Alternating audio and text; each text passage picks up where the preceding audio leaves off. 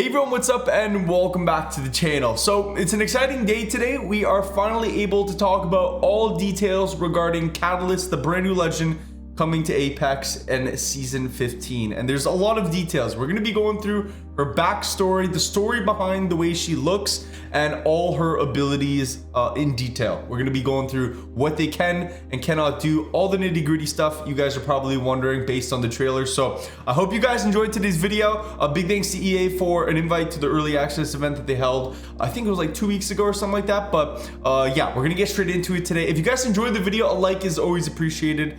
And consider subscribing because we will be playing lots of season 15 here on the channel, and you guys ain't gonna want to miss that, bro. But yeah, let's get right into it. Here we go. So to kick things off, we're gonna get into Catalyst's backstory first. At the event, they actually went into a fair amount of detail. She has a quite extensive lore behind her, and where she originated from, where she came from, and just what her kind of mission and purpose is as she makes her way to the Apex games. Obviously, she is the first trans woman to make her way to the Apex games. Apex always tries to bring a lot of diversity into their characters, and they want to do it in organic and authentic ways. So even the voice actor herself is a trans woman. They really, embrace the role and make sure that the voice actors, are accurate to the characters themselves. So that's honestly really cool to see. In terms of her personality, they said that she really likes crystals, and she likes crystals more than people. She grew up doing a bunch of witchery with all her friends, which we saw from the one trailer. They really helped with her teenage years, making her transition easier and just making her feel a whole lot less lonely. In terms of where she grew up on Boreas, and the friend I mentioned, Cleo, who kind of went a little bit too far in trying to save the moon, the Broken Moon, the map we're going to be going to. It was pretty tragic for Catalyst, and it was a pretty crazy event when she tried to blow stuff up, but it was actually what kind of kickstarted her, I guess you could say, mission or her purpose. She really wanted to make efforts to help save the moon, so she joined terraforming, and that's where she learned to kind of control the ferrofluid. She has a ferrofluid backpack on her, and that's what all of her abilities consist of. Her tactical, when she throws the ferrofluid on the floor, the ultimate, when she makes a giant wall out of ferrofluid, and even her passive, when she puts ferrofluid on doors to actually solidify them and make them more stable. But then after all this, the Apex games said they're going to make their way to the moon, and that really messed with her purpose and her mission. And this is thanks to Seer, who she has a lot of beef with.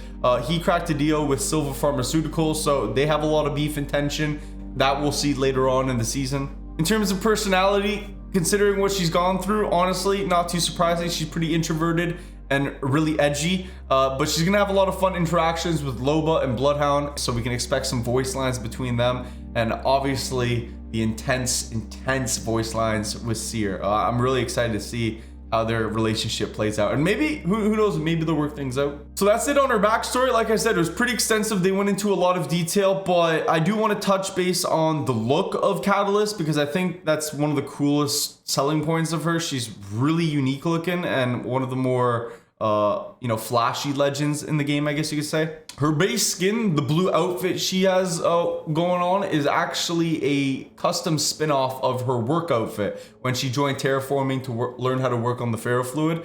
She put her own little, gothy, edgy spin on her clothing, so that's kind of the inspiration for that. And then on the back, when you see the tubes coming out of her, that's the ferrofluid backpack they use to, work on terraforming on the moon. So that's what she uses to carry her fluid. That's where she pumps her fluid from during the game to use all her abilities. And the ferrofluid is extremely VFX intensive, which I'm excited to see in game. They said it's the most VFX intensive out of any Legends abilities, anything we've ever seen before. And it was a bit of a challenge trying to make it all work, but it's gonna look amazing. So that's it for her looks. And now we're gonna get into all of her abilities, which I think you guys are probably dying to hear at this point, and how she's gonna work, because you probably want to know if she's going to be a meta legend. And just to kick things off, I do think she's going to be extremely powerful. We'll get into the passive first, which is called Barricade. The Barricade is the ability to fortify doors with her ferrofluid.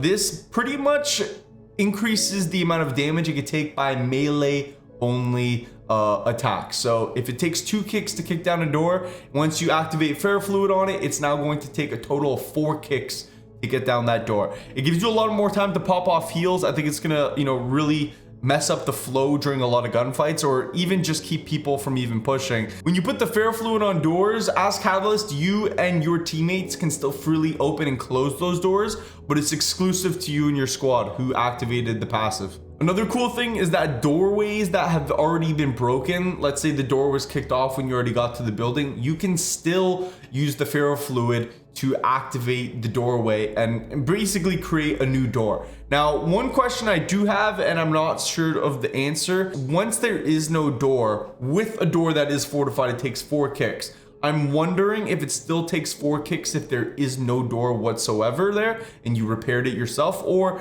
if you repair an empty doorway, if it'll only take 2 kicks. That's pretty interesting. We'll have to wait and see until we get in game, can actually test it out, but just wanted to put that out there. In terms of how many doorways you can actually fortify, she can activate up to a max of 2 doorways at once. Now, it's exclusive to doorways and not doors specifically, because if you have a doorway that normally holds 2 doors, that's still considered 1 doorway. So you can do 2 double doors, or 1 double door, 1 single door, or just 2 single doors.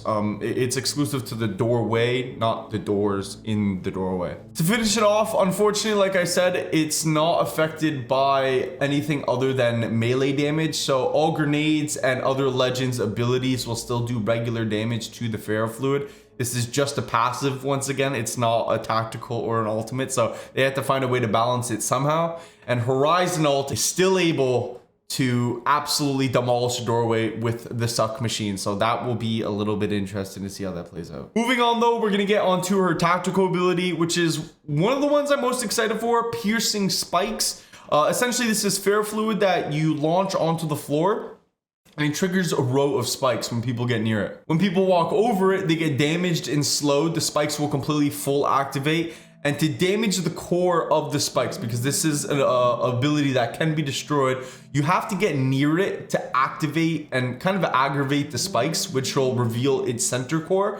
And then once it reveals its center core, once you get close enough to it, you can then destroy it. So if you just see a random Catalyst tactical from the distance, from another building, if you're looking at another squad, you can't just get rid of the tactical. You actually have to get up close and do it in the middle of the battle. I think it's going to be a really good ability for defensive plays. Obviously, it's going to keep people from pushing, but also the ability to push. If you have a team, you know, and you're fighting them on the other side of a doorway and you throw that down, you're really going to be able to like stick them up, disrupt the flow during a gunfight, or even set up traps when people are maneuvering around buildings to, you know, catch people lacking, kind of like Wattson fences. And lastly, to finish things off, I feel like we're absolutely pumping through her abilities. As I talk about them, I just get really excited. She's a character who I think I'm going to want to try to make. I think she's going to be able to absolutely shift the meta. And in other games, characters who have had abilities similar to what Catalyst has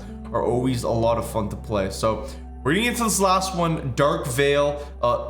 It's the absolutely massive ink wall that you guys are looking at it. She reminds me of a character out of Splatoon and all the paint and the tubes and stuff, but it's essentially a wall of ferrofluid. You can move through it. It is strictly a visual wall, and when you move through it, you are slowed and blinded. The blinding effect is going to be a real game changer. When you throw this up in a fight, you know, a lot of times in Apex, especially nowadays in season going into 15, people are really aggressive, and if people want to full send through a Dark Veil, I mean, you're gonna have the advantage. You're gonna be able to shoot them. They're not gonna be able to see you. They're gonna be blinded. It's essentially gonna be free shots. So how people are gonna play around this should be pretty interesting. The number one counter to her is definitely going to be, once again, Horizon. She can destroy her passive. The ultimate destroys doors still.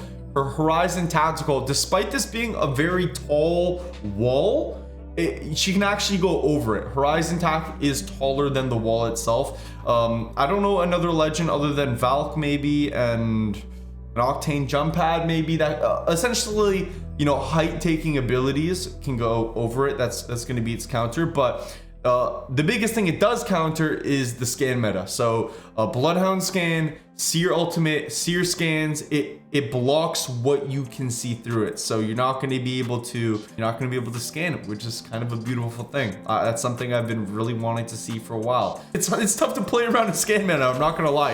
It's essentially wall hacks and the ability to see through walls. So that's pretty much it for her abilities. That's all her counters and, you know, her kind of plays she can make against other legends. But let me know what you guys think of Catalyst down in the comments. Do you guys think, after hearing all her abilities in detail, she's going to be powerful? Do you think she sounds a little underwhelming? I personally think she sounds really solid. Once again, we'll never know until we actually play her to see how it realistically plays out in game, but very optimistic for Catalyst, and I cannot wait to try out the new map, Broken Moon.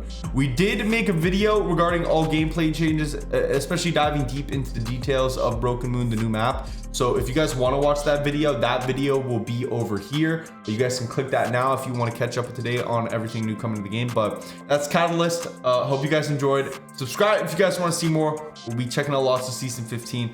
And I'll be streaming for the rest of the day on Twitch as well. So if you guys want to check me out over there, link in the description. I'll catch you guys then. Have a good rest of your day. Keep up, stay up. Peace out.